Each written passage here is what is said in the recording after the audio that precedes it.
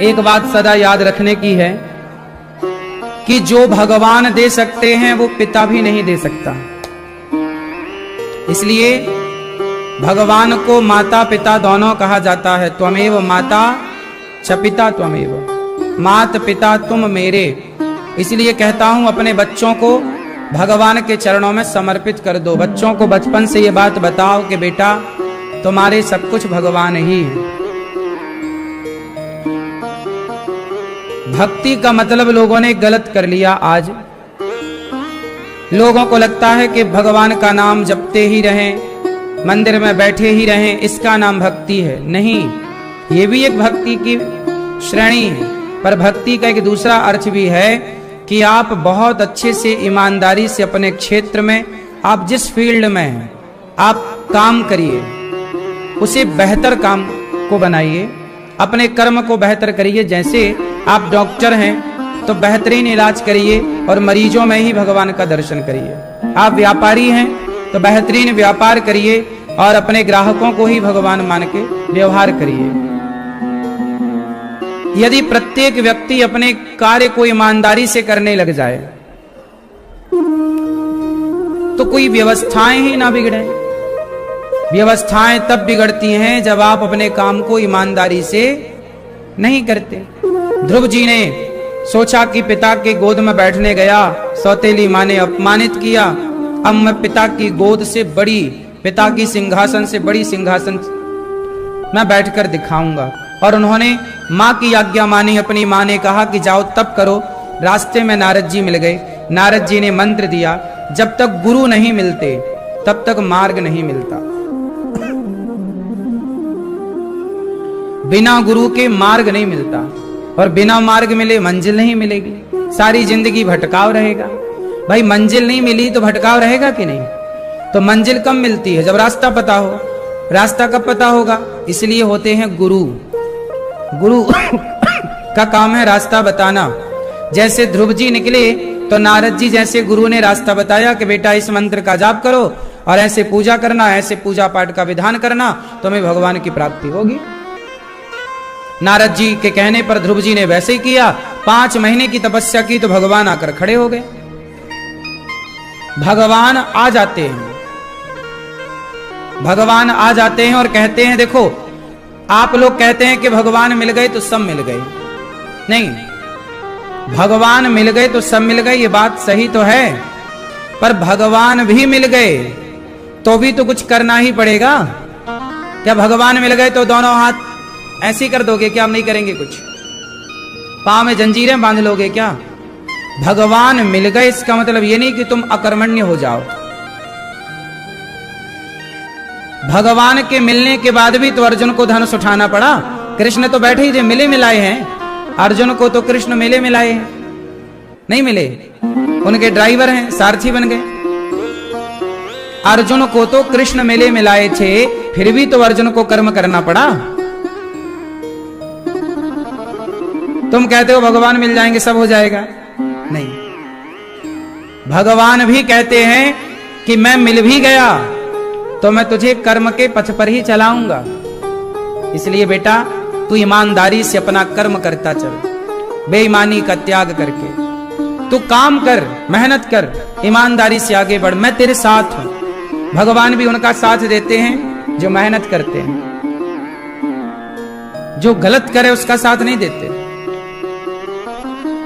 तो भगवान जब मिले ध्रुव जी को तो ध्रुव जी से क्या कहा? पुत्र ध्रुव, तुमने राज्य की कामना की इसलिए हम तुम्हें राजा बनाते हैं। देखो ध्रुव जी को भगवान ने क्या बना दिया? राजा। 36,000 वर्षों का राज्य दे दिया। बाप देता तो 100 साल के लिए देता, भाई आदमी की जिंदगी इतनी, पर भगवान ने ध्रुव जी को आयु दी, निरोग शरीर दिया। 36,000 वर्ष अखंड राज्य जा। क्या मतलब हुआ इसका? क्यों राजा बनाया भगवान ने? मैं आपसे सवाल पूछूं कि भगवान ने ध्रुव जी को राजा क्यों बनाया? उठा के ले जाते ना अपने बैकुंठ। अच्छा ये बताओ, बैकुंठ में अच्छे लोगों की कमी है क्या? बोलो बोलो मेरी मां। ए मैया, बैकुंठ में अच्छे लोगों की कमी है? सारे अच्छे अच्छे लोग छट छट के बैकुंठ ही जाते हैं। इसलिए बैकुंठ में अच्छे लोगों की कमी नहीं है। इसलिए हमें अच्छे लोगों की कमी कहां है? इस धरती में। इसलिए बैकुंठ के लिए तो अच्छे बन ही जाओगे, इस धरती के लिए जो अच्छे बन गए वो बैकुंठ के लिए भी अच्छे हो गए। इसलिए भगवान ने ध्रुव जी से कहा कि तुम अभी यहीं रहो। मिल गए भगवान, फिर भी क्या बोला? यहीं रहो। क्यों रहो यहां? क्यों रहो यहां? क्योंकि यहां रहकर ध्रुव जी आप धर्म का प्रचार करेंगे। देखो, आपके गांव में, आपके शहर में अच्छे लोगों का होना जरूरी है, नहीं है? अच्छे लोगों का होना जरूरी है। मोदी जी जैसे लोगों का होना जरूरी है, योगी जी जैसे लोगों का होना जरूरी है। क्योंकि ये लोग यदि हैं तो ये ईमानदारी से काम कर रहे हैं। इसके पहले भी तो मुख्यमंत्री और प्रधानमंत्री हुआ करते थे, लेकिन वो इतनी ईमानदारी से कार्य ना कर पाए। तो कहने का तात्पर्य यह है कि अच्छे लोग नहीं होंगे तो बुरे लोग फिर सत्ता पे होंगे और सब जगह ऊपर से नीचे तक। इसलिए भगवान अच्छे लोगों को धरती पे भेजते रहते हैं। जाओ, आपको भी भेजा है भगवान ने, तो अच्छे बनकर समाज के लिए काम करो। अच्छा बनकर समाज के लिए, अपनी मां के लिए अच्छे बनो, परिवार के लिए अच्छे बनो। आपके परिवार में कोई एक अच्छा व्यक्ति निकल जाए तो आपको लगता है कि भाई ये मेरे परिवार का है, मैं अपने आप को गौरवान्वित महसूस कर रहा हूं। अच्छे लोग भगवान भेजते हैं समाज में, जैसे साधु संत सब अच्छे लोग हैं। अच्छे काम करने चाहिए सबको। इसलिए हमारा जीते जी मोक्ष हो जाता है। हमें बैकुंठ की जरूरत नहीं है, हम जहां रहेंगे वहीं बैकुंठ रहेगा। आप इतने अच्छे से जीवन जियो कि जहां आप रहो वहीं बैकुंठ बनाओ। जहां राम तहां अवध निवासो। क्यों जी? जहां आप रहें वहीं बैकुंठ हो जाए, ये संभव है या नहीं है? हाँ, तो बैकुंठ कहीं और होगा, उस बैकुंठ की बात ठीक है, कर लेंगे। लेकिन अभी मैं आपसे कहता हूं कि आप अपने जीवन को इतना साफ सुथरा बनाओ, अपने विचारों को इतना पवित्र रखो, अपने परिवार से इतना अच्छा बिहेव रखो, व्यवहार रखो कि आपका घर घर ना लगे। कोई आए आपके घर तो ऐसा लगे हम बैकुंठ में आ गए, ये घर नहीं है। इस घर के लोग ऐसे रहते हैं जैसे बैकुंठ में कोई रह रहा हो। क्यों मैया? सही है। तो बैकुंठ हम इसे क्यों नहीं बना रहे? हम उस बैकुंठ की बातें तो कर रहे हैं जिस बैकुंठ को आपने देखा नहीं। वो तो मरने के बाद ही मिलेगा, मिलेगा भी तो। मरने के बाद बैकुंठ मिला भी तो किसने देखा? हम कहते हैं जीते जी जीवन को बैकुंठमय बनाओ, परिवार को, गृहस्थी। जो यहां बैकुंठ में है वो वहां भी बैकुंठ में है, उसे वहां बैकुंठ की कमी थोड़ी है। सही है। अब यहां तो रहते हो तुम नरक में, सारा दिन भर झगड़ा, लड़ाई, झूठ, कपट, छल, निंदा, चुगली, और कामना कर रहे हो कि हम बैकुंठ जाएं। जो यहां बैकुंठ में रहेगा वही वहां भी बैकुंठ में रहेगा। जो यहां बैकुंठ में नहीं है वो वहां काहे बैकुंठ में रहेगा? सही है कि गलत है? क्यों मैया, क्या बोलती तू? सही है। इसलिए अपने जीवन को पवित्र करना है, विचारों को पवित्र करना है, आसपास के वातावरण को पवित्र करना है। आप गौरी गोपाल आए, बताओ आपको कैसा लगा? कैसा फील हुआ आपको? ऐसा लगा कि ये आपके घर जैसा कोई वातावरण दिखा यहां? हैं? जैसे आप गृहस्थ हो, आपकी गृहस्थी है, ऐसे ये दास अनिरुद्ध भी गृहस्थ है। हम आपसे अलग नहीं है बिल्कुल। आप भी परिवार वाले हो, ये दास भी परिवार वाला है। आपके भी माता पिता हैं, दास अनिरुद्ध के भी माता पिता हैं। आपके भी परिवार में पत्नी है, पति है, बच्चे हैं, ऐसे दास अनिरुद्ध का भी परिवार है। आप भी गृहस्थ हैं, हम भी गृहस्थ हैं, लेकिन आप भी जी रहे हैं, हम भी जी रहे हैं। आप भी कमा रहे हैं, हम भी कमा रहे हैं। जहां आप रहते हैं उस घर को आपने कैसा बनाया है, और जहां ये दास अनिरुद्ध रहता है वहां देखो ये गौरी गोपाल कैसा लग रहा है आपको?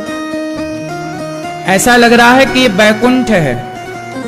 गौरी गोपाल में आप आएंगे ना तो एक क्षण के लिए आपको ऐसा फील होगा कि भाई हम कहां आ गए। क्यों? ये सब कैसे पॉसिबल है? ये विचारों के वाइब्रेशन है। यहां की दीवारों में भी, ये दीवारें भी सालों से कथा सुन रही हैं। यहां भगवान की कथा, भगवान के दर्शन के सिवा, सेवा के सिवा यहां कुछ नहीं हो रहा। ना यहां कोई निंदा कर रहा है, ना यहां कोई चुगली कर रहा है, ना यहां कोई झूठ बोल रहा है, ना यहां कोई लड़ाई कर रहा है। तो ये सारे जो वाइब्रेशन है नेगेटिविटी के, वो यहां है ही नहीं। आपके घर में क्या है? निंदा है, चुगली है। तो घर में सब कुछ है फिर। और यहां क्या है? भगवान बैठे हैं, लक्ष्मी नारायण भगवान ऊपर, उनकी पूजा दिन भर, उनकी सवेरे से शाम तक पूजा होती है, भोग लगता है, दिन भर भक्त आते हैं लोग, भगवान का नाम जपते हैं। यहां कोई छल करने वाला नहीं, कपट करने वाला नहीं। गौरी गोपाल में छल कपट होता तो देखो यहां छल कपट नहीं है, इसलिए गौरी गोपाल में दरवाजा ही नहीं है। इस बात को आप नोट करिएगा। बार बार मैं एक बात कह रहा हूं कि यहां दरवाजे नहीं हैं। क्यों? क्योंकि यहां छल कपट का कोई स्थान ही नहीं। जो आपने टीवी पर सुना था अनिरुद्धाचार्य के बारे में, गौरी गोपाल के बारे में, जो कानों से आज तक सुना था, जब यहां आकर देखा तो जो सुना था वैसा ही पाया कि गलत पाया? क्या मतलब हुआ? झूठ होता तो मेरी कथनी और मेरी करनी में अंतर हो जाता। अनिरुद्धाचार्य की कथनी और करनी, कथनी मतलब कहनी और करनी मतलब कर्म। तो मेरी कथनी और मेरी करनी ये अलग अलग है कि एक है? इससे सिद्ध होता है कि जो व्यक्ति जो कहता है वो करता है तो वो व्यक्ति परमात्मा को प्रिय होता है। और जहां कथनी करनी एक होती है वहीं भगवान विराजते हैं। इसलिए भगवान आए गौरी गोपाल में। तो आप भी अपने घर को ऐसा बना सकते हैं। कैसे बनेगा? तो आप अपने घर को ऐसा बनाने के लिए सबसे पहले तो किसी की, कोई भी हो, गलत भी हो तो हमें गलत व्यक्ति की बातें नहीं करनी। पहले तो हम किसी की भी निंदा चुगली से बचें। पहला, जो व्यक्ति निंदा चुगली करेगा वो ना चाहे तो भी परेशान रहेगा, क्योंकि वो निगेटिविटी उसके साथ है ना। भाई एक बात बताओ, माचिस है, माचिस की तीली निकालो और जरा जलाओ, तो माचिस की तीली किसी और को बाद में जलाती है, माचिस की तीली स्वयं को पहले जलाती है। बात सही है कि गलत है? माचिस तीली भैया किसी और को दिया बाद में जलाएगी, चूल्हे को बाद में जलाएगी, लेकिन वो तीली पहले स्वयं को जलाएगी। बोलो हाँ कि ना? यही है। इससे सीख ये मिली कि जो दूसरे का बुरा करता है, दूसरे के बारे में बुरा सोचता है, उसका बुरा वो कब कर पाए ना कर पाए, पर खुद का बुरा पहले कर लेता, खुद को पहले जला लेता है। आप दूसरे को जला पाएंगे अलग विषय है, कब जलाएंगे, कितना जलाएंगे, लेकिन स्वयं को पहले जला रहे हैं आप। ये निंदा और चुगली के साइड इफेक्ट है। आपके घर में डर लगता है आपको, कई बार आपका घर ऐसा है जैसे खाने दौड़ रहा है आपको, आपके घर में निगेटिविटी ज्यादा है, घर में रहने का आपको मन नहीं करता, क्योंकि घर का वातावरण आपने ऐसा बना रखा है। इसलिए मैं आप सबसे कहूं, अपने घर को ही मंदिर बनाइए। अपने घर को क्या बनाइए? मंदिर। कैसे बनेगा? पॉजिटिविटी से। कोई गलत बात ना करिए, ना गलत बात करने वालों को घर में कोई आए तो उसका स्वागत सत्कार ऐसे करिए जैसे भगवान का सत्कार हो रहा। किस घर में भगवान होते हैं? मैया, किस घर में भगवान होते हैं? जिस घर में अतिथि का स्वागत सत्कार होता है, उस घर में भगवान होते हैं। अब क्या हो रहा है घरों में? आज 90% घरों में, खासकर स्त्रियां, माताएं, यदि 4 लोग आपके घर में आ गए तो कुछ माताएं, सब नहीं, कुछ स्त्रियां तो बड़ी प्रसन्न होती हैं। अरे हमारे द्वार अतिथि आए, रिश्तेदार, आओ भैया आओ, क्या लेंगे? चाय लेंगे, कॉफी लेंगे, आओ आओ बैठो। अंदर से प्रसन्नता है कुछ स्त्रियों को कि मेरे घर मेहमान आए, मेरे घर अतिथि आए, मेरे घर साधु आए, मेरे घर ब्राह्मण आए, मेरे घर कन्या आई। कुछ लोग भीतर से खुश हो जाती हैं महिलाएं और अरे मेरे घर तो अतिथि आए, आओ क्या खाएंगे? ये खाओ, ये खाओ, ये खाओ, तुम्हारे लिए ये बनाएंगे, ये खाओ पियो। और कुछ लोग कैसे होते हैं, किसी के घर मेहमान आ गए तो उनका सिर चढ़ जाता है, अरे कहां आ गए, बनाना पड़ेगा खाना। मेहमानों को देख करके जिन स्त्रियों का सिर चढ़ता है वो घर ही नरक की श्रेणी में चला जाता है, अपने आप नरक की लिस्ट में चला गया। उस घर में भगवान कभी नहीं आते।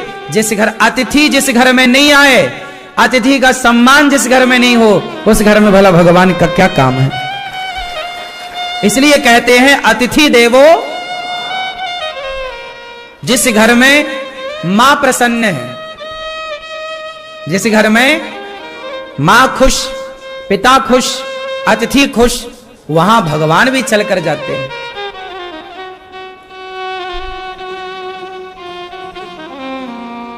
सही है? इसलिए मेरी मां, तुम गृहस्थ हो। वो स्त्रियां अच्छी नहीं होती जो अतिथि को देखकर मुंह बनाती हैं। वो स्त्रियां परम सौभाग्यशाली होती हैं। उन स्त्रियों से घर की शोभा होती है जो स्त्रियां अतिथि को देखकर प्रसन्न हो जाएं कि आज हमारे को भगवान ने सेवा करने का मौका दे दिया है, किसी को आज भोजन बना के खिलाने का अवसर दिया। अपना तो तुम रोज खाती हो, रोज बनाती हो, लेकिन जो किसी और के लिए बनाए खिलाए, साधु संत, दीन दुखी, ब्राह्मण, कन्या, तब ना आपके घर में अतिथि के रूप में भगवान ना जाने किस रूप में नारायण मिल जाए। इसलिए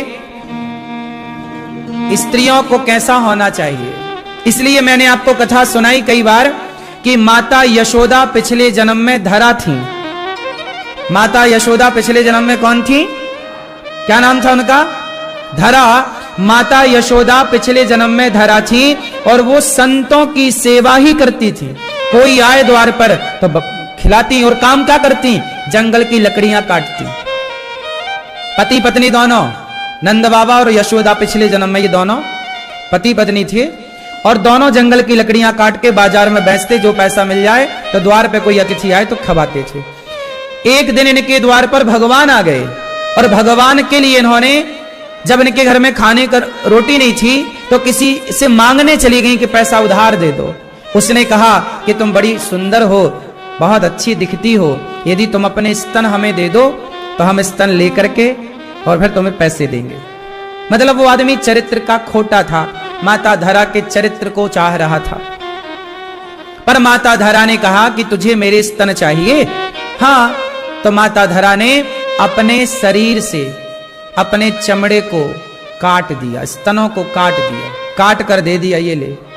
और पैसे उतने लिए जितनी जरूरत थी, बाजार से सामान खरीद कर संतों को जब भोजन कराया तो संतों ने कहा कि ये आपके शरीर से रक्त कैसा? माता धरा ने कहा कि आप अतिथि हैं और आपके लिए भोजन था नहीं, मैं पैसे उधार मांगने गई तो उसने उधार दिया नहीं, कहा कि पहले अपने स्तन दो, तो मैंने अपने स्तन उसे दे दिए। चमड़ा ही तो चाह रहा था तो मैंने चाकू से काट कर अपने स्तनों को उसकी हथेली में रख दिए। भैया तू ले, स्तन चाहिए ये, और पैसे लेकर मैंने भोजन आपके लिए तैयार किया। पूरा शरीर खून से भरा था माता धरा का, साड़ी पूरी गीली। अब सोचिए इतना घाव हो जाए तो कितना दर्द, जिसके पूरे स्तन काट दिए जाएं चाकू से, उस स्त्री को कितना दर्द होगा। तुम्हें जरा दूध पीने में बच्चा जरा दांत गड़ा दे तो तुम चिल्ला जाती हो कि कितना जोर से बच्चे ने काट दिया। चीख लेती है स्त्री। बच्चे यदि काट दे मां के स्तन को, और चाकू से ही काट दिया, और धरा मां ने अपने हाथ से, कितना दर्द होगा। पर वो सारा दर्द किसके लिए सहा? कि अतिथि भूखा ना जाए। जब यह निष्ठा अतिथि के लिए होती है तब उस अतिथि के रूप से भगवान प्रकट हो गए। माता, मैं तुम्हारी परीक्षा लेने आया था। उस समय आया जब आपके घर में अन्न का एक दाना नहीं था। आपका मैं बहता हुआ लहू देख रहा हूं, खून देख रहा हूं। अगले जन्म में मैं आपका दूध पीकर आपका ऋण चुकाने आऊंगा। वही धरा यशोदा बनी और जगत के पालनहार परमात्मा को माता धरा की संत सेवा का ऋण चुकाने के लिए कृष्ण बनकर उनकी गोद में लेटकर माता का दूध पीना पड़ा। पैदा हुए देवकी से, देवकी से प्रकट भय प्रकट कृपाला तमद्भुतम बालकम मुझे क्षणम चतुर्भुजम शंख गदायुधायुधम। प्रकट भय देवकी से, पर दूध किसका पिया? देवकी माता का दूध नहीं पिया श्री कृष्ण ने। क्यों? पी लेते ना थोड़ा सा, नहीं, माता का पीना है दूध, क्योंकि पिछले जन्म का ऋण चुकाना है। ये देखो, मेरा भगवान भी उनका ऋणी हो जाता है जिनके द्वार से कोई भूखा नहीं जाता। मैंने इन बातों को केवल कहा नहीं, पढ़ा नहीं, जीवन में इसलिए उतारा कि गौरी गोपाल में देखो कोई भूखा नहीं जाता, पता नहीं किस रूप में ईश्वर आए, भोग लगाए। इसलिए गौरी गोपाल में अतिथि की सेवा हो रही है, और हमारे अतिथि आप हैं, और अतिथि हैं भगवान। आप ही हमारे लिए भगवान हैं, कोई और भगवान क्या होगा साहब? आप सब ही भगवान हैं। आप ही प्रसन्न हैं तो सब प्रसन्न हैं। क्यों जी, बात सही है? इसलिए गौरी गोपाल में अतिथियों को भरपेट भोजन मिल रहा है कि नहीं? होंगे आप में लाख अवगुण, पर मैं क्यों देखूं? आपके पड़ोसी में 1 लाख अवगुण होंगे, आप देख भी लोगे तो पाओगे क्या? अवगुण देखने ही हैं, दोष देखने ही हैं, तो औरों के नहीं, खुद के दोषों को देखिए और अपने दोषों को देखकर अपने को बेहतर कीजिए। बुरा जो देखन मैं चला, बुरा ना मिलिया कोई, जो दिल खोजा आपुना, हमसे बुरा ना। भैया सुन रही हो मेरी मां? इसलिए कहता हूं, ध्रुव जी अपने पिता के, अपनी सौतेली मां के अपमान से परेशान ना होकर गुरु वचनों पर चलकर प्रभु को पाया, अपने जीवन को बैकुंठ बना लिया ध्रुव जी ने। इसलिए भगवान ने बैकुंठ खाली कर दिया ध्रुव के लिए। आपको बताऊं, ध्रुव जी किस लोक में रहते हैं? बोलो, ध्रुव जी कहां रहते हैं? ध्रुव लोक में। जैसे ब्रह्म लोक है, मृत्यु लोक है, स्वर्ग लोक है, ऐसे ध्रुव जी जहां रहते हैं उस लोक का नाम है ध्रुव लोक। ध्रुव लोक, ध्रुव जी के पहले वह लोक बैकुंठ था। पहले भगवान नारायण वहीं रहते थे, पर भगवान नारायण ने अपने लिए बैकुंठ अलग बनाया और अपना घर ध्रुव जी को दे दिया। देखो, ये भक्ति की ताकत है, ये प्रेम की ताकत है। ध्रुव लोक जो है वह बैकुंठ ही था, पर है पहले भगवान श्रीमन नारायण वहीं रहते थे। फिर जब ध्रुव जी की तपस्या देखी, कहा पुत्र मैं तुझे अपना घर देना चाहता हूं, अपना गिफ्ट कर दिया भक्त को, और अपना दूसरा फिर भगवान ने बैकुंठ बनाया। तो भगवान अपना घर देने को तैयार हैं। यही तो पूछा किसी ने राम से कि राम, आपने अयोध्या का राजा बना दिया भरत को, आपने विभीषण को राजा बना दिया लंका का, आपने विभीषण को लंका का राजा बना दिया। यदि कल रावण आपकी शरण में आ जाए कि राम मुझे क्षमा कर दो, राम जी विभीषण को कहां का राजा बना चुके हैं? जोर से, कहां का? लंका। जो संपत्ति से रावण नहीं दीन दिए दसमात, सोई संपत्ति विभीषण ही सब कुछ दीन रघुनाथ। राम जी ने विभीषण का राज्य तिलक कर दिया। विभीषण क्या बन गए? राजा। कहां के? अच्छा, राम जी से किसी ने कहा कि विभीषण को तो आपने लंका का राजा बना दिया, यदि रावण आपकी शरण में आ जाए और कहे कि क्षमा कर दो, तो फिर रावण को कहां का राजा बनाओगे? आपकी तो बात झूठी हो जाएगी। फिर तो या तो विभीषण को राजा बनाओ या रावण को। तब राम ने मुस्कुराते हुए कहा कि यदि रावण मेरी शरण में आ गया तो शरणागत कहूं जे तजहि, मैं त्यागता नहीं शरण में आए हुए को। जो शरण में आ जाएगा उसे मैं त्यागूंगा नहीं। सन्मुख हो ही जीव मोहि जबहि, जन्म कोटि अघनासहि तबहि। शरण में आ गया यदि रावण, तो मैं विभीषण को लंका का राजा बना चुका हूं। रावण शरण में आएगा तो मैं रावण को अपने बैकुंठ का राजा बना दूंगा। भगवान है ना, भगवान तो ऐसी कई पृथ्वी तुरंत प्रकट कर सकते, कई बैकुंठ बना सकते। भगवान है वो। कर तुम अकर तुम अन्यथा कर तुम सर्व सामर्थ, क्या नहीं कर सकते। इसलिए मेरी मां ध्रुव जी महाराज जब तपस्या किए तो भगवान ने जो बैठा है, जो खड़ा है, नाव में कुछ लोग बैठे रहते हैं तो नाव में कुछ लोग खड़े हैं, कुछ बैठे तो कुछ खड़े, और एक नाव को पकड़ा है पानी में। अब जैसे नाव जा रही है और आपने नाव को पानी में पकड़ लिया, डूब रहे थे आप, पकड़ लिया, तो बताओ पकड़ने वाला पार होगा कि नहीं? बोलो। जो बैठा है और जो नाव, ऐसे ही क्यों किया जाता है? क्योंकि यह आज्ञा पालन मुद्रा है। मुद्रा है, प्रार्थना मुद्रा है, भगवान के चरणों में निवेदन है। आज्ञा पालन मतलब भगवान के द्वार पर आपने हाथ जोड़ दिया, मतलब आप भगवान से ये कहना चाहते हैं कि प्रभु अब हम अपने आप को आपके चरणों में समर्पित कर रहे हैं, आप जो आज्ञा देंगे हम वो स्वीकार करेंगे।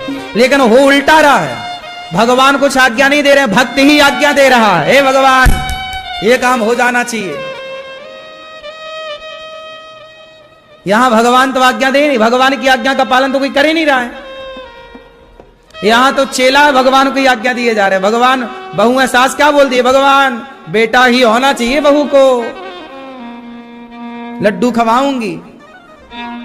तो आप भगवान को क्या दे रही हो? आज्ञा। जबकि होना क्या चाहिए भगवान की आज्ञा का? अब पालन कहां हो रहा? भगवान की आज्ञा गीता में लिखी है। भगवान की आज्ञा कहां लिखी है? इसलिए जो गीता कहती है, जो वेद कहते हैं, जो पुराण कहते हैं, वो क्या है? वही भगवान की आज्ञा है, उसी पर चलना चाहिए। अपना जीवन धर्म के अनुसार चलाओ, यही ईश्वर की आज्ञा। लेकिन आजकल लोग मनमाना चल रहे हैं, कोई गीता से नहीं चल रहा, कोई गीता के वचनों को मानने को तैयार नहीं, कोई वेद और पुराणों के वचनों को मानने को तैयार नहीं। सब मनमाना आचरण, जिससे जो अच्छा लग रहा है वो कर रहा है। शास्त्र कहते हैं निंदा ना करो, चुगली ना करो, नहीं असत्य सम पातक पुंजा, झूठ बोलना पाप है, नदी किनारे सांप है। सबको पता है भगवान की आज्ञा है झूठ ना बोलो, पर सब झूठ बोल रहे हैं। भगवान की आज्ञा है दयावान बनो, पर आजकल लोग निर्दयी हो गए, मांस खा रहे हैं। मांस खाना मतलब आपका निर्दयता दिख रही है कि आप अपने स्वाद के लिए जीव हत्या कर रहे हैं।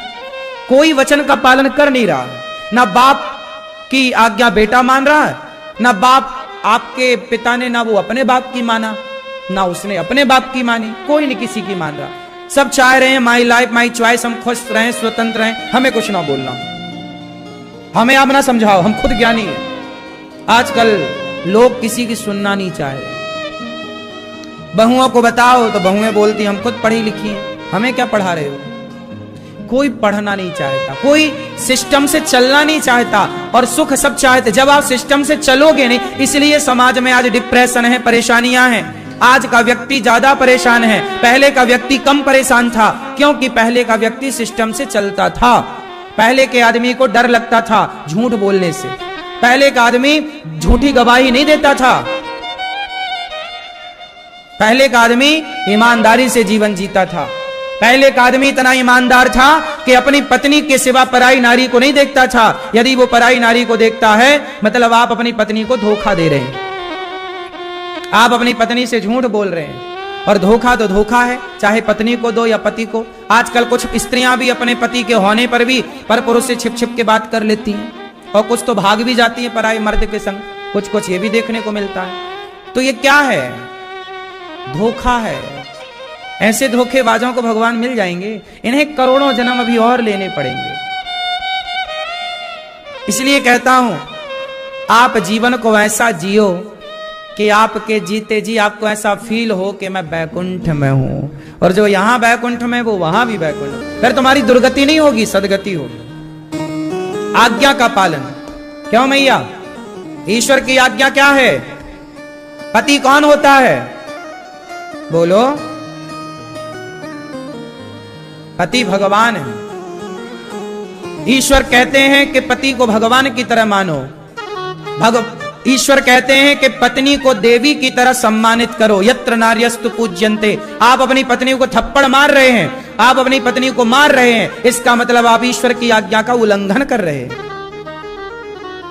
कहीं ये आज्ञा नहीं है कि आप अपनी पत्नी को मारो। मारने का अधिकार नहीं है आपको। यदि कुछ बात समझ में नहीं आ रही आप डांट सकते हैं, बस आप मार नहीं सकते। बात सही है। लेकिन आज सब लोग भगवान की आज्ञा का क्या कर रहे हैं? उल्लंघन। कोई नहीं सुन रहा। पत्नी को मार रहा है, पत्नियां भी पति को जड़ रही हैं थप्पड़ पे थप्पड़।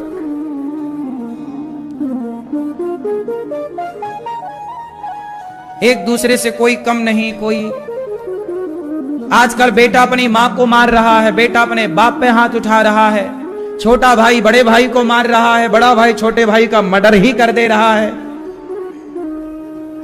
यही चल रहा है ना दुनिया में।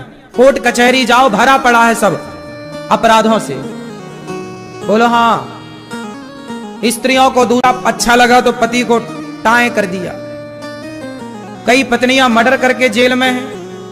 पति का मर्डर कर दिया क्योंकि पराई पुरुष से प्यार हो गया था, उसके चक्कर में इसको साफ ही कर दिया। बाद में पकड़ी गई तो जेल की हवा में। सब चल रहा है। बोलो हाँ। क्यों हो रहा है सब? क्योंकि एक ईश्वर की आज्ञा का उल्लंघन हुआ, एक ईश्वर की आज्ञा का पालन नहीं कर पाए। इसलिए अपने जीवन को वेद के अनुसार जीना चाहिए, धर्म के अनुसार जीना चाहिए। प्राण जाए पर धर्म ना जाए। प्राण जाए पर वचन मीन्स धर्म, धर्म ना जाए। छोड़ देंगे सब कुछ पर धर्म नहीं छोड़ेंगे। हमारे देश में यही तो है, हमारी संस्कृति यही तो सिखाती है, मर जाना बेहतर है साहब, धर्म का परित्याग नहीं। इसलिए हमारे राजा महाराजा, हमारे देश की तमाम स्त्रियां जौहर कर लेती थी। माता पद्मावती ने जौहर कर लिया पर अपना धर्म नहीं छोड़ा। जौहर मतलब आग में कूद गई। जौहर मतलब आग का बहुत बड़ा भट्टा जलाया, आग की लपटें उठ रही हैं, उसमें कूद गई।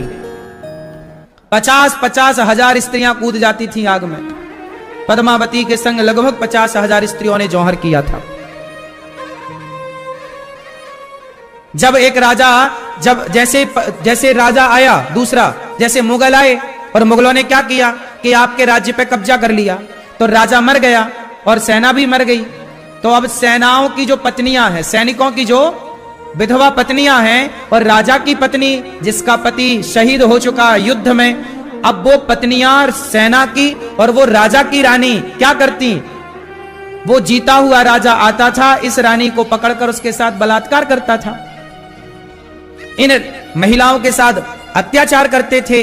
तो वो अत्याचार ना कर सकें, हमारे शरीर पर किसी पर पुरुष का स्पर्श ना हो, हम मर जाएं पर अपने धर्म का त्याग ना करें। मर जाती थी वो। इसी को कहते थे जौहर। मीराबाई ने जिक्र किया है इस बात का, जौहर की गति जौहर जाने, जो कोई जौहर होए, हैरी मैं तो प्रेम दीवानी, मेरो दर्द न जाने कोई। ये मीराबाई ने पदों में गाया है। जौहर की बात मीराबाई ने भी, मीराबाई के जमाने में जौहर था। उस समय वही कालखंड था जब देश गुलाम था, मुगलों के अधीन था, चारों तरफ युद्ध ही युद्ध चल रहे थे। आज का भारत फिर भी उस समय के भारत से अच्छा है। उस समय युद्ध ही युद्ध था, चारों तरफ खून की नदियां थी। लेकिन उस समय तलवार की नोक गर्दन में थी लेकिन लोग मर गए पर धर्मांतरण नहीं किया, धर्म को नहीं छोड़ा। अपने धर्म से इतना प्यार था और आज सब सुविधाएं होने पर भी आदमी 1000-2000 में धर्म छोड़ने को तैयार है। गांव के गांव धर्मांतरण की आग में जल रहे हैं इस देश में। बोलो हाँ। मुगल तलवार के नोक में जितना धर्मांतरण ना करा पाए, आज आजाद भारत में उससे ज्यादा धर्मांतरण पैसों के बल पे हो रहा है। बोलो हाँ। ये बड़ी विडंबना है। ये इसलिए हुआ क्योंकि आप अपने बच्चों को धर्मात्मा ना बना पाए, धर्म का पाठ ना पढ़ा पाए, बता ना पाए कि धर्म की वैल्यू क्या है, धर्म की कीमत क्या है। स्वधर्मे निधनम श्रेयः पर धर्मो भयावह, गीता में भगवान कहते हैं। धर्म बड़ी चीज है साहब। धर्म ही चला गया तो हम बचे किस काम के। इसलिए मेरी माँ, तुम्हारे द्वार से कोई अतिथि लौट गया ना खाली भूखा, मतलब धर्म चला गया तुम्हारा। आजकल लोगों के द्वार पे कोई साधु संत आए तो लोग रोटी नहीं देते, ताने मारते, अरे कमा के खा नहीं सकता, शरीर तो बड़ा हट्टा कट्टा है। उसने तुम्हारा ज्ञान नहीं चाहा, तुमसे रोटी मांगी थी, रोटी भी तुम दे ना पाए। ज्यादा ज्ञानी ना बनो साहब। भूखे को रोटी देना धर्म है, ज्ञान देना धर्म नहीं है। हमें लगी है भूख, हम मांग रहे हैं रोटी और तुम दे रहे हो ज्ञान। हमें लगी है प्यास, हम मांग रहे हैं पानी, तुम दे रहे हो ज्ञान। सही है? ज्ञान ना दो, पानी दो। ज्ञान ना दो, रोटी दो। सही है? लेकिन आज तमाम लोग अपने द्वार से साधु संत। पहले के जमाने में मेरे अपने गांव में मैं देखता था, हमारे गांव में रोज कोई ना कोई साधु संत आते थे भिक्षा मांगने, भिक्षाम देही, और खरताल लेके आते थे, एक भजन सुनाते थे पहले, फिर भिक्षा मांगते थे, मैया भिक्षा दे दो। फिर उसे जरा सा आटा, फिर चावल, लोग अपनी अपनी श्रद्धा से देते थे। आजकल वो लोग नहीं आते। आते हैं आपके गांव क्षेत्र में? अब बताओ, आपके घर में अब कोई आता भिक्षा मांगने?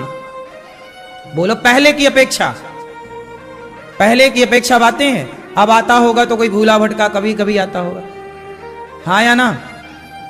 आपके द्वार पर अब कोई आता नहीं है। आपके द्वार पर अब क्या लिखा है? कुत्तों से सावधान। अब यहां कौन रहता है? अब यहां कुत्ते रहते हैं। अब यहां कौन रहता है?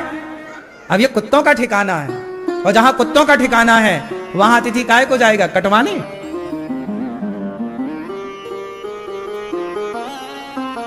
पहले के घर कैसे बनते थे? घर बनता था तो घर के द्वार पर भगवान का नाम लिखा होता था, चौपाइयां लिखी होती थी, शंख चक्र बने होते थे द्वार पर, भगवान का नाम लिखा होता था। आजकल घर बनता है तो ऊपर जूता लटका देते हैं, घर को जूता पहना दिया। तुम्हारी खोपड़ी में कोई जूता रखे तो मतलब अक्कल नहीं है आदमी के पास जरा भी। बोलते नजर नहीं लग जाए तो फिर अपने बेटा को जब दुल्हा बनाती हो मैया, उसे भी तो नजर लगती है, एक जूते का माला पहना दिया कर, ले बेटा माला ले पहन जूते का, नजर नहीं लगेगी।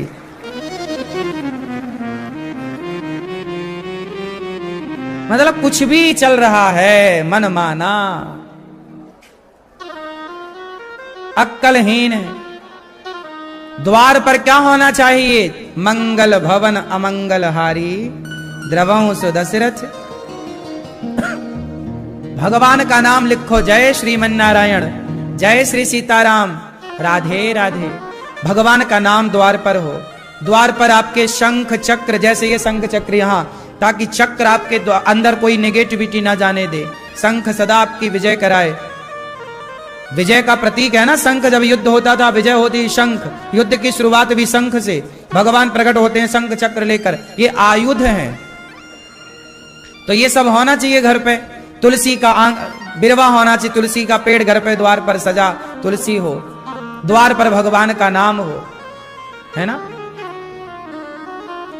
कोई साधु संत आए तो एक कलश द्वार पे होना चाहिए, कलश लेके, कलश का स्पर्श करके जाते। सब मर्यादाएं थी। हर 15 दिन महीने में एक वंदनवार अपने घर पे बांधा करो। वंदनवार समझते हैं?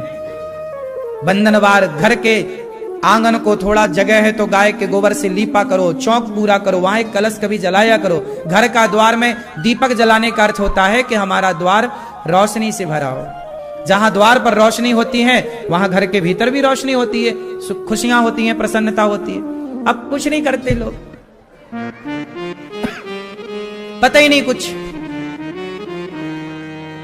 करते हैं। अच्छा भैया ऐसा होना, यही परंपरा भारत की,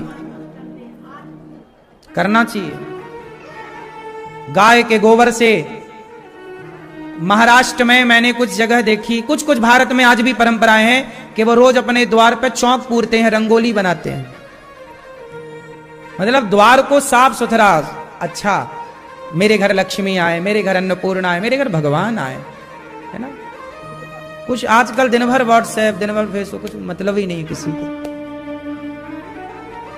भोजन बन जाए तो एक बार बाहर निकल के देख लो कि आपके आसपास कोई भूखा तो नहीं है, उसे खिलाओ फिर खाओ। यही गृहस्थ की मर्यादा है, यही गृहस्थ धर्म है। तो वेद की आज्ञा का पालन करो। किसकी आज्ञा पे चलोगे? धर्म पर चलो मैया, अधर्म पर चलोगी सर्वनाश हो जाएगा। आज लोगों की बुद्धियां भ्रष्ट हो गई, अधर्म पर चल रहे हैं, सारे लड़का लड़की अधर्म पर चल रहे हैं। अब बताओ, शादी के पहले एक लड़का किसी लड़की के कंधे पे हाथ डाल के चल रहा है, उसके संग नाच रहा है ना, लिव इन में रह रहा है, क्या ये धर्म है? क्या पराई स्त्री के संग संबंध में रहना, क्या ये धर्म है? फिर आजकल बच्चे कर रहे हैं, ये सब खुलेआम चल रहा है, अधर्म है। अब ये इन अधर्मियों से फिर आप आगे चल के किन धर्मात्माओं की उम्मीदें करोगे? जब आज की युवा पीढ़ी सब लिवन में रह के भ्रष्ट हो चुकी होगी, तो जब इनकी शादियां होगी, इनके बच्चे होंगे, तो वो कितने धर्मात्मा होंगे? जैसे आज आपके बुजुर्ग हैं तो हम लोग कहते हैं कि हमारे बुजुर्ग सही हैं, लेकिन जब आप लोग बुजुर्ग बनोगे आने वाली पीढ़ी के लिए, तो आपके बच्चे कहेंगे हमारे बुजुर्ग तो लिवन में रहते थे, तो पता नहीं वो काय में रहेंगे। क्यों जी? आज की हम सब लोग हमारे आने वाली पीढ़ी के लिए तो हम लोग ही ना बुजुर्ग कहलाएंगे। तो हमारे आने वाली पीढ़ी क्या कहेगी कि हमारे बुजुर्ग तो लिवन में रहते थे। क्या प्रभाव होगा? कहां ले जा रहे हैं? कुत्ता बिल्ली काहे बन रहा है? हमारे गली का कुत्ता लिवन में रहता है। कुत्ता बिल्ली किस में रहते हैं? हमारे यहाँ के जानवर लिवन में रहते हैं। ये लिवन, ये जानवरों का कल्चर है। हमारे स्त्रियां, हमारे देश के पुरुष पति, हमारे यहाँ नारियां कैसी हैं? पतिव्रता। इसलिए हमारे यहाँ स्त्रियों के आगे लगता है, पत्नी के आगे लगता है धर्म पत्नी। ये कौन है? हमारी धर्म पत्नी। क्या जुड़ा है? जो रोज बोलो धर्म। क्यों जुड़ा है? पत्नी खाली पत्नी क्यों नहीं है? ये मेरी पत्नी है, नहीं, धर्म क्यों है? क्योंकि मेरी पत्नी के भीतर धर्म है और ये सदा धर्म का आचरण करती है, धर्म के अनुसार हमने विवाह किया है, इसलिए धर्म पत्नी है। जो लिवन में रह चुकी है वो कभी धर्म पत्नी नहीं हो सकती, किसी की भी नहीं हो सकती वो। बोलो हाँ। जो स्त्री लिवन में रह चुकी है, क्या वो स्त्री कभी धर्म पत्नी कहलाएगी? अब भले कोई कहे धर्म पत्नी है, पर धर्म पत्नी ये थोड़ी है, ये तो नक कटी है, पहले ही नाक कटवा चुकी है।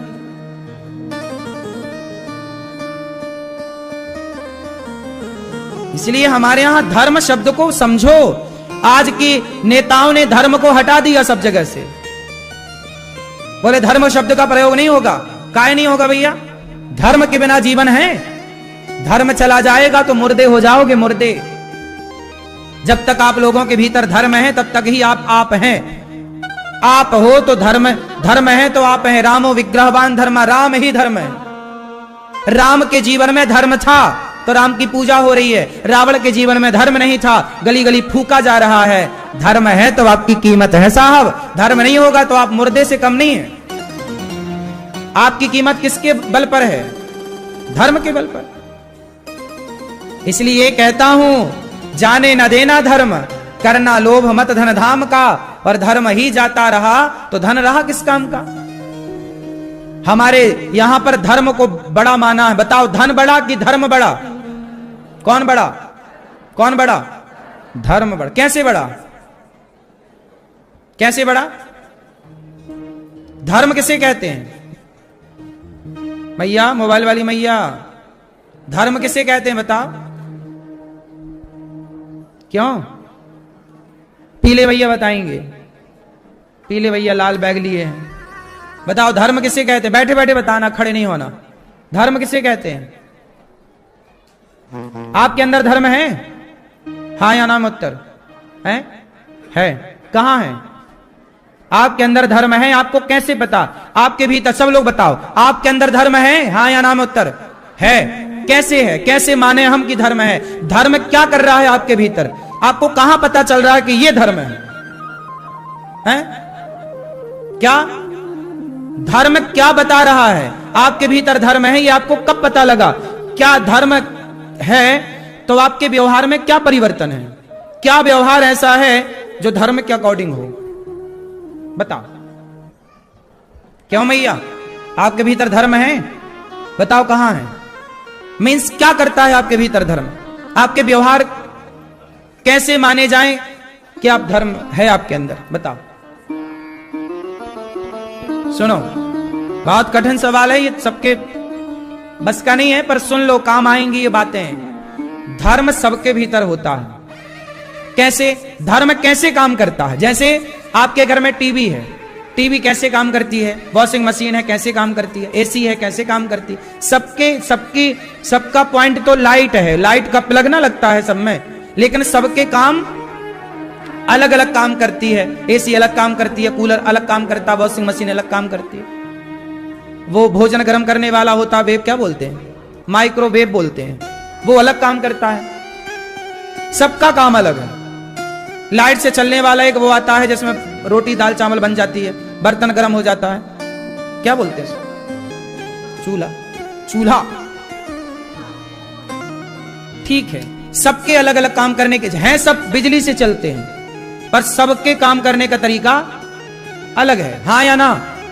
मोबाइल अलग काम करता है, लैपटॉप अलग काम करता है, सिस्टम अलग काम करता है, चलेंगे सब बिजली से।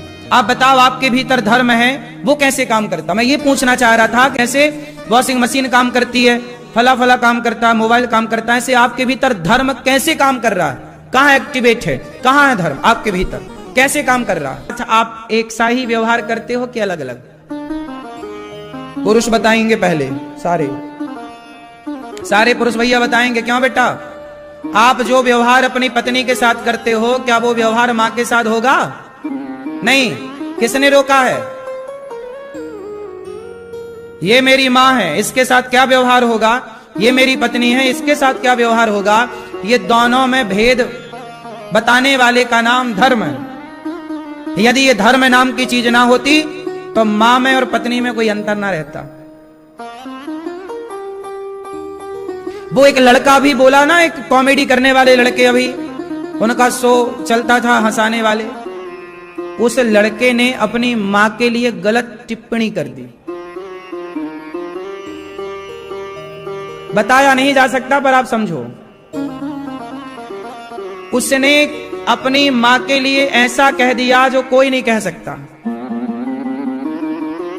पापियों का नाम मुंह से नहीं लेना चाहिए, अपराध हो जाता है। क्या मतलब हुआ इसका? मैया, एक आजकल की जो पीढ़ी जा रही है, कहां जा रही है पता है? वो लड़के कह रहे हैं कि हमारे मम्मी पापा माता पिता जब साथ में रहें पति पत्नी की तरह, तो हम भी इन्वॉल्व होना चाहेंगे। मतलब बेटा कह रहा है कि वो अपनी मां के साथ इन्वॉल्व होना चाहता है। अब सोचिए, क्यों इन्वॉल्व होना है उसको? इसलिए इन्वॉल्व होना है क्योंकि उसके भीतर का धर्म मर चुका है। जब तक धर्म जिंदा है तभी मां को मां के रूप में देखा जाता है। आपकी मां और आपकी पत्नी में अंतर है, मतलब आप धर्मात्मा हैं। जिस दिन आपके भीतर का धर्म मर गया, उस दिन आप भूल जाएंगे कि आपकी मां है या आपकी पत्नी है। इसलिए कहता हूं साहब, धर्म मरने लगा है आजकल के युवाओं का, इसलिए वो मां के साथ भी इन्वॉल्व होना चाहते हैं। इसलिए हाथ जोड़ के कहता हूं, इतना ना पड़ जाओ कि तुम अपने मां और बेटे की भी मर्यादा भूल जाओ। इतना हावी हो गया है आज के लड़कों में, आज की लड़कियों में, ये जो शारीरिक गर्मी है ना, जिसे वासना कहते हैं, आज ये वासना इतनी हावी हो गई कि सोचिए, वो वासना अभी तक तो लड़का लड़की तक सीमित थी, अब तो वो अपनी मां तक पहुंचना चाह रहा है। कि मैं ये वासना का प्रयोग अपनी मां के साथ भी करूंगा। अब सोचिए कितना, ये युवा पीढ़ी है। युवा पीढ़ी के आई कौन थे वो लोग? युवा पीढ़ी उन्हें फॉलो करती थी, उन्हें फॉलो करती थी, जो इतने गलत रास्ते पर ले जाना चाहते थे पीढ़ी को। अब सोचिए खुलेआम वहां लड़कियां बैठती, लड़के बैठते, खुलेआम गलत गलत शब्द बोलते, खुलेआम मैया, खुलेआम। इसलिए अपने बच्चों को थोड़ा कम पढ़ाओ मेरी मां, थोड़ा संस्कार ठूस ठूस के भरो। ज्यादा पढ़ लिख गए तो कहीं वो अपने संस्कार ना भूल जाएं। ऐसे संस्कारवान बच्चे हों तो अच्छे हों, वरना बच्चे ना हों। जननी जने तो भक्त जने, या दाता या सूर, या से तो बंध्या भली काहे गवावे नूर। सही है क्यों मेरे भाई? समझ आ रही है बात? थोड़ी भी लाज शर्म नहीं थी उन लड़कों में? बताओ क्या कह रहे हो, और दांत और निकाल हंस रहे हैं इस बात को कह के, मतलब शर्म नहीं, क्योंकि धर्म नहीं है। मेरी मां, ये बात आप कभी नहीं बोल सकते। यहां जितने लड़के बैठे हैं वो अपनी मां के लिए ऐसा कभी सोच नहीं सकते, क्योंकि आपके भीतर धर्म है। और जिनके अंदर धर्म मर गया ना, कुत्ता जिस मां से पैदा होता है, कुत्ता जवान होता है तो उसी मां के साथ संबंध बनाता है, क्योंकि वो जानवर है। इसलिए कुत्ता, बिल्ली, पशु पक्षी में धर्म नहीं है, और हर जानवर ऐसा करता है लगभग। बोलो हां कि ना? बात समझ रहे हैं? बिल्ली का बच्चा जब जवान होता है, उसका बिलार बड़ा, तो वो अपनी मां के साथ संबंध बनाता है, क्योंकि वो जानवर श्रेणी में आते हैं। लेकिन आप मनुष्य हैं, आपको पता है सारी जिंदगी कि ये मेरी मां है, क्या व्यवहार करने से लिए मां के पांव धोकर पिए जाते हैं। इसलिए हमारे वेद कहते हैं मनुष्यों के लिए है मातृदेवो भव, कुत्ता के लिए नहीं है कि मातृदेवो भव, गधा के लिए नहीं है कि मातृदेवो भव, मनुष्य के लिए है कि माता भगवान, पिता भगवान। और तुम मनुष्य होकर भी यदि धर्म का आचरण नहीं किए तो उन कुत्तों में और तुम में अंतर क्या रह जाएगा, उन गधों में, उन सुअर में और तुम में अंतर क्या रह जाएगा। इसलिए अपने धर्म को बचाए रखो, अपने बच्चों को थोड़ा धर्म का पाठ पढ़ाओ। कुछ चीजें कहना पाप है तो कुछ चीजें सोचना भी पाप है। बच्चों को लगता माँ बाप प्यार कर रहे हैं, माँ बाप को लगता बच्चे प्यार कर रहे हैं। छोटी सी कहानी है, जरा सी 1-2 मिनट की सुनो। उज्जैन की कहानी है। उज्जैन में एक राजा रहा करते थे, बहुत अच्छे धर्मात्मा राजा थे। वो ऐसे राजा थे कि अपनी पत्नी से बहुत प्यार करते थे। विक्रमादित्य, विक्रम संवत सुना होगा, विक्रमादित्य के भाई थे। भर्तृहरि उनका नाम था। क्या नाम था? भर्तृहरि। भर्तृहरि नाम के एक राजा थे, उनकी बहुत सुंदर पत्नी थी। वो बहुत प्यार करते थे अपनी पत्नी से, बहुत प्यार। एक दिन क्या हुआ कि उनके राज्य में एक ब्राह्मण आए, और वो बड़े तपस्वी ब्राह्मण। उन्होंने तपस्या की तो तपस्या से कोई देवता प्रसन्न हो गए, और देवता ने उन्हें एक फल दिया। बोले तुम ब्राह्मण ये फल खा लो, सदा जवान रहोगे और अमर हो जाओगे। ये फल जो खाएगा सदा जवान रहेगा और अमर हो जाएगा। पंडित जी ने फल लिया, और पंडित जी को लगा मैं जवान रहकर और अमर होकर क्या करूंगा, ये जो हमारे राजा भर्तृहरि हैं ये बहुत अच्छे राजा हैं, यदि ऐसा राजा अमर हो गया तो ये देश सदा के लिए अमर रहेगा, ये देश हमारा सुरक्षित रहेगा। भाई देश है तो सब है, अच्छा राजा होना चाहिए देश का। भर्तृहरि हमारा अच्छा राजा है। तो पंडित जी फल लेकर गए, एकांत में मिले। महाराज यहाँ आओ, अकेले में। महाराज ये फल आप खा लेना, इससे आप सदा जवान रहोगे और अमर रहोगे, आपको कोई मार नहीं सकता, मैंने तपस्या करके पाया। राम राम। पंडित जी चले गए। राजा भर्तृहरि ने फल देखा, वाह! लेकिन राजा को तो प्यार था पत्नी से, उनको लगा यदि ये फल मैं खाता हूं तो मैं जवान रहूंगा, और यदि मेरी पत्नी फल खाएगी तो वो सदा जवान रहेगी, और वो जवान रहेगी तो मैं सुख लेता रहूंगा, आनंद लेता रहूंगा। तो मेरी पत्नी को फल खिलाता हूं। तो पत्नी के पास गए। भाग्यवान सुनती हो? हाँ हाँ महाराज, ये लाया हूं तुम्हारे लिए, फल खाओ। क्या होगा? तुम सुंदर हो जाओगी और सदा जवान रहोगी, खाओ। अच्छा मैं भोग लगा के खाऊंगी। भर्तृहरि चले गए, पत्नी ने फल रखा। पत्नी का चक्कर था सेनापति से। है क्या सही?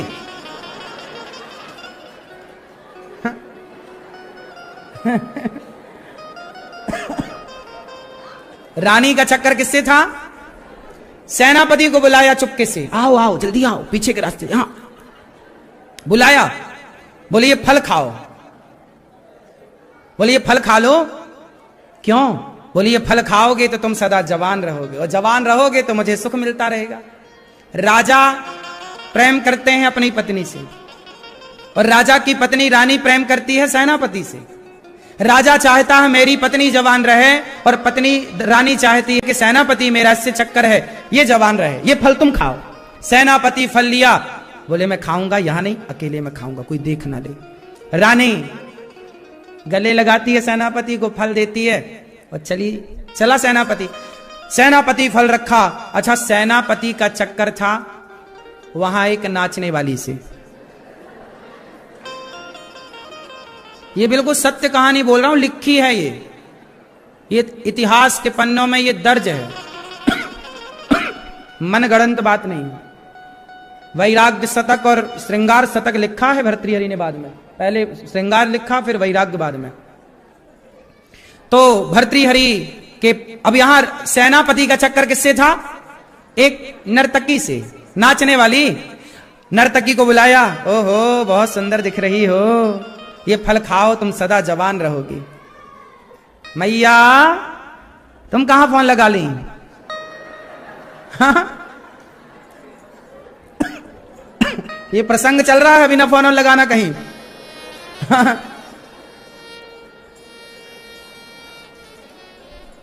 तो राजा के मंत्री ने क्या सोचा कि नर्तकी को बुलाऊं, उसे दूं। उसने कहा कि ये फल खाओ तुम बहुत सुंदर हो जाओगी और सदा जवान रहोगी तो मुझे सुख मिलता रहेगा।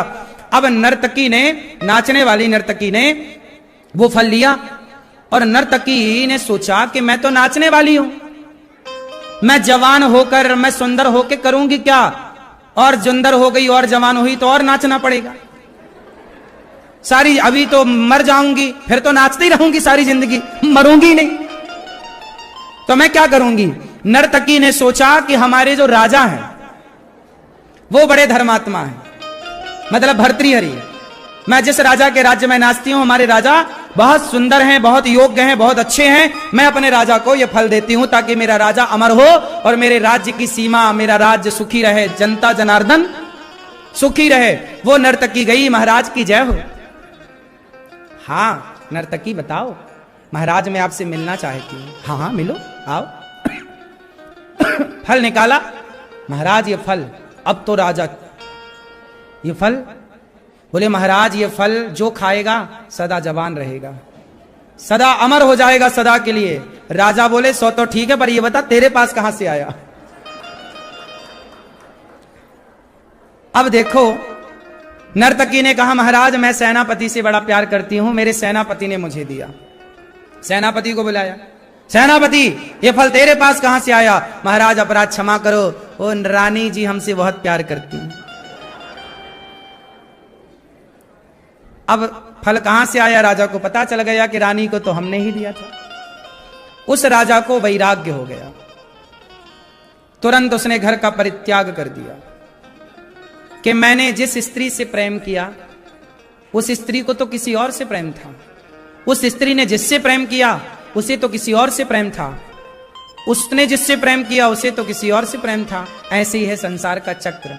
आपको लगता है कि आप पति से बहुत प्रेम करती हो, आपका पति आपसे बहुत प्रेम करता है, नहीं।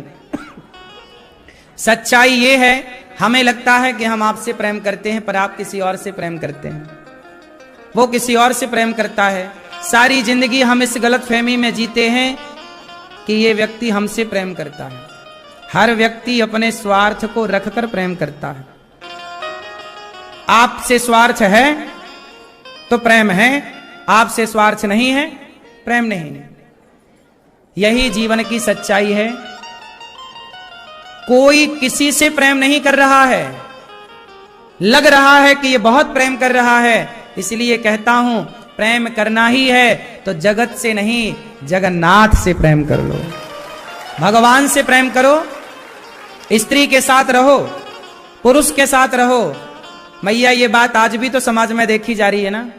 कई पत्नियां अपने पति से छिपकर यारी कर रही हैं कि नहीं दूसरे से, और कई पुरुष अपनी पत्नियों से छिप कर दूसरे को कर रहे हैं कि नहीं। पत्नी को लग रहा है कि मेरा है, पर वो तो किसी और के चक्कर में है। सब जगह अब यही खेल चल रहा साहब।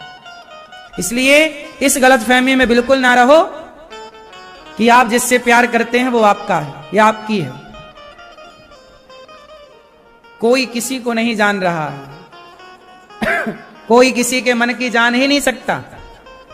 इसलिए हमें किसी के मन की जानना भी नहीं है, और हम आपसे ये भी नहीं कहते कि आप हमसे ही प्यार करो, नहीं। हमें आपसे अब कोई उम्मीद नहीं है कि आप हमसे प्यार करें। अब हमने अपना मन आपसे हटाकर भगवान के चरणों में लगा रखा है। संसार धोखा दे सकता है, भगवान कभी धोखा नहीं दे सकते। प्यार ही करना है तो संसार से क्यों करें, करके भी क्या पाएंगे, भगवान से करें। सही है। ये पूरी कथा का निष्कर्ष ये निकला कि हम प्रेम भगवान से करें, चाहे स्त्री हो पुरुष हो। तुम बेटे से प्यार करती हो, कल को बेटे की पत्नी आएगी, बेटा अपनी पत्नी से प्यार करने लग जाएगा। तुम्हें लगता बेटा हमसे प्यार करता, नहीं, अब वो पत्नी की तरफ है। तुम अकेली ही रहोगी सारी जिंदगी, तुम्हें कोई प्यार करने वाला नहीं है। लोग कहते हैं हमसे कोई प्यार नहीं करता, क्यों करेगा कोई प्यार आपसे? ये बात सच्ची है, आप मानो ना मानो, पर आपसे, आप जितने लोग यहां बैठे हैं, आप लोगों से कोई प्यार नहीं करता। हम सबसे कोई प्यार नहीं करता। आपसे जो लोग प्यार करते हैं वो केवल अपने स्वार्थ की सिद्धि के लिए कर रहे हैं, वरना आपसे उनका क्या लेना देना है। कोई किसी पुरुष कर रहा है प्यार, वो आपसे नहीं कर रहा, आपसे उसे सुख मिलता है, इसलिए वो आपसे प्यार का अभिनय करता है। पत्नी को भी पति से गृहस्थी चलाने का एक सहारा मिलता है, बच्चों के लालन पालन का एक सहारा मिलता है। एक दूसरे के पूरक से हैं, पत्नी का पूरक पति, पति की पूरक।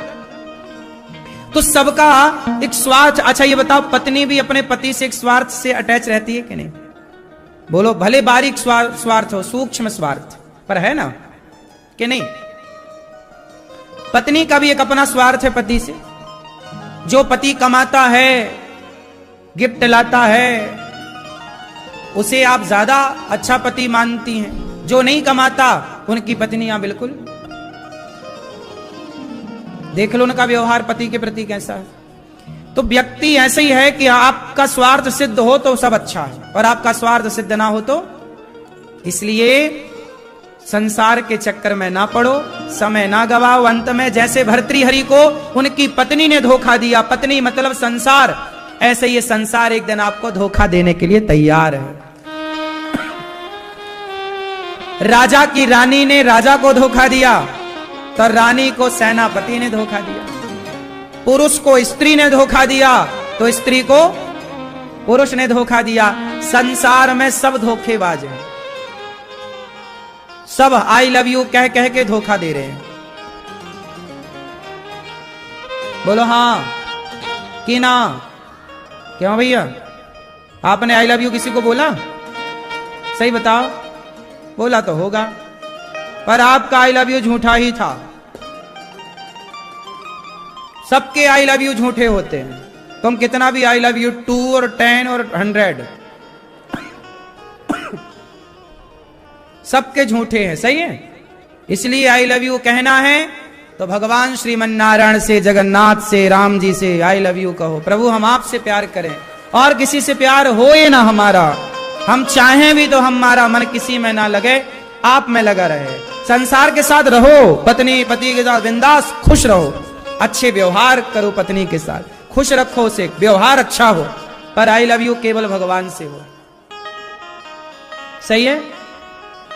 क्योंकि मान लो इस बात को, कोई आपका नहीं है, कोई आपसे प्यार क्यों करेगा?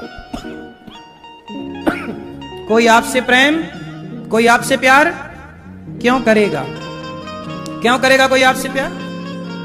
अच्छा ये बताओ, आपके शादी के पहले आपकी पति ने आपकी फोटो देखी थी कि नहीं? 4 लड़कियां रखता सामने फोटो, एक की बाली पसंद है, यार ये थोड़ा काली है, सांवली है, ये थोड़ा ऐसी है वैसी, ये अच्छी है।